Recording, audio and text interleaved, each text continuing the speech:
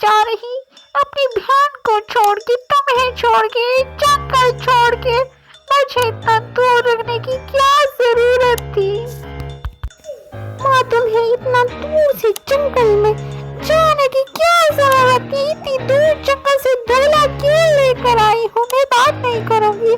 देखो तो सही, मेरी बहना भी नाराज होकर चली गई है। अब आप बता रहे क्या करूँ? बोलो ना माँ, बताओ।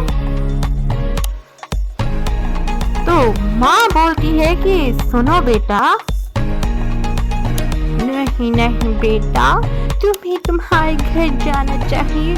अब मैंने तुम्हारी शादी कर दी है, अब तुम अपने घर की हो और तुम अपने घर में रहोगी तो बहुत खुशी होगी मुझे। ये देखो, जमाई राजा टोनू तुम्हें खुश रखेगा, मुझे उम्मीद है। तो बच्चों, कैसी लगी कहानी? सब अपने अपने घर खुशी से चले जाते हैं। आपको अच्छी लगी तो सब्सक्राइब कर दे।